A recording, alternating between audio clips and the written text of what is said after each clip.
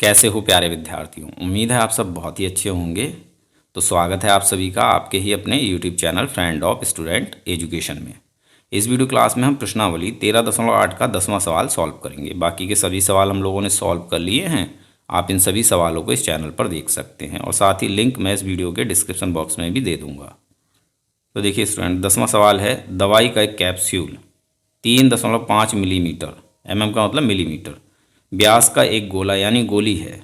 इस कैप्सूल को भरने के लिए कितनी दवाई घन मिलीमीटर में की आवश्यकता होगी। तो देखो स्टूडेंट्स, कैप्सूल में कितनी दवाई आ सकती है, जितना कैप्सूल के अंदर खाली स्थान होगा। और जब कभी भी खाली स्थान की बात आती है तो हमें क्या करना होता है, आयतन निकालना होता है। तो हमें इस कैप्सूल का आयतन निकालना है। ठीक है, व्यास दिया है 3.5 मिलीमीटर। यहाँ से हम अपनी त्रिज्या निकाल लेंगे और फॉर्मूला लगाकर इस कैप्सूल का आयतन निकाल लेंगे, वही हमारा आंसर हो जाएगा। तो सवाल में हमें स्टूडेंट्स कैप्सूल जो कि गोली के आकार का है, इसका व्यास दिया है 3.5 मिलीमीटर। तो सबसे पहले हमें इसकी त्रिज्या निकाल लेनी है कैप्सूल की, और इसको हम दिखा देते हैं स्मॉल आर से। ठीक है, त्रिज्या होती है व्यास की आधी, व्यास है 3.5 मिलीमीटर। तो इसका आधा करने के लिए हमें क्या करना है, इसके बटे में 2 लगा लेना है, तो ये आधा हो जाता है।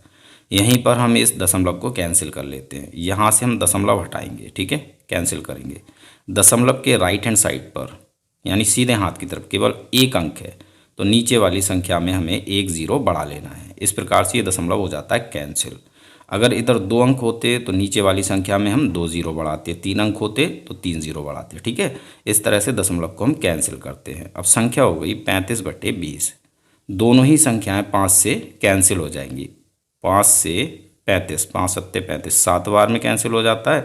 और 5 से ही 20 4 बार में कैंसिल हो जाता है, 5 चौक 20। तो त्रिज्या हो जाती है 7/4। अब इसको हम कैंसिल नहीं करते हैं। ठीक है, त्रिज्या को हम 7/4 ही रहने देते हैं, और ये है मिलीमीटर में। अब हमें इस कैप्सूल का आयतन निकाल लेना है। कैप्सूल जो कि गोली के आकार का है, इसका आयतन। तो आयतन निकालने के लिए हम कौन सा फॉर्मूला लगाएंगे, क्योंकि कैप्सूल गोली के आकार का है यानी गोलाकार है, तो फॉर्मूला लगेगा गोले के आयतन का, जो कि होता है 4/3 पाई r³। ठीक है, ये गोले के आयतन का फॉर्मूला है। अब इसमें हमें मान रखना है, 4/3 हमारा सेम रहेगा, गुणा लगाएंगे और पाई का मान 22/7 रख लेना है। फिर गुणा लगाएंगे r³, r की घात 3, और r है 7/4। r पर घात 3 है तो 7/4 को 3 बार गुणा में लिखना है। 7/4 गुणा 7/4 और फिर से गुणा 7/4, और ये होगा घन मिलीमीटर में। क्योंकि त्रिज्या मिलीमीटर में है तो आयतन किस में मिलेगा, घन मिलीमीटर में। ठीक है, अब इसको हम सॉल्व करते हैं। 7 से ये 7 कैंसिल हो जाएगा, 4 से ये 4 कैंसिल हो जाएगा, 2 से 2 एकम 2, 2 एकम 2, 22 11 बार में, और 2 से ही 4 2 बार में कैंसिल हो जाता है। ठीक है, अब ऊपर जो भी संख्याएं बची हैं इनकी हम गुणा कर लेते हैं। तो ऊपर है 11 × 7 × 7, 11 सत्ते 77, 77 सत्ते होता है 539, और बटे में जो संख्या है इनकी गुणा कर लेते हैं। तो देखो 3 दूनी 6 और 6 चौक 24, यही 3 संख्याएं बची हैं, इनकी गुणा करेंगे तो हमें मिलेगा 24। अब हमें 24 से 539 को भाग दे लेना है, तो हमें कैप्सूल का आयतन मिल जाएगा, और यही हमारा आंसर होगा। तो भाग हम अलग से देंगे ताकि आपको समझ में आ जाए। तो हमें 24 से 539 को भाग देना है। ठीक है, 24 से 539 को भाग देना है। 24 का भाग 53 में देना है। कितनी बार जाएगा, 2 बार। 24 दूनी होता है 48, 53 में से 48 को घटाएंगे 5 बचेगा, ये 9 यहाँ लिख लेंगे। अब हो गया 59, 24 का भाग 59 में 2 ही बार जाएगा, 24 दूनी 48, घटा लेंगे 59 में से 48 घटाएंगे 11 बचेगा। 24 का भाग 11 में जाएगा नहीं, तो हमें यहाँ दशमलव लगाना है और यहाँ 0 बढ़ा लेना है। ठीक है, अब 24 का भाग 110 में ये जाएगा 4 बार, 96, घटा लेते हैं। 110 में से 96 घटाएंगे 14 बचेगा। ठीक है, दशमलव हमारा लगा हुआ है, तो यहाँ हम 0 बढ़ा सकते हैं।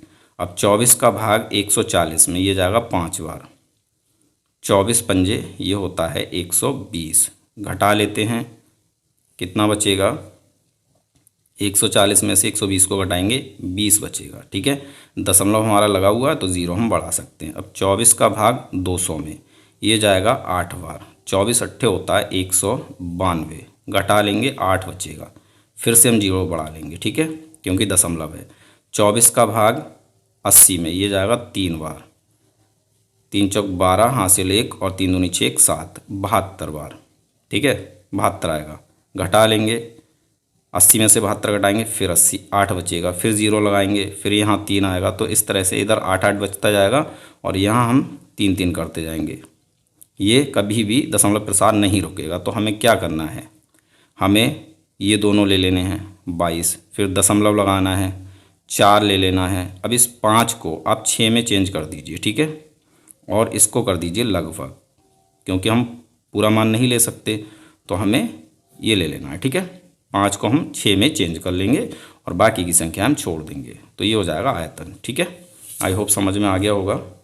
तो आयतन हो जाता है 22.46 घन मिलीमीटर, और ये है लगभग में। ठीक है, यही हमारा आंसर है।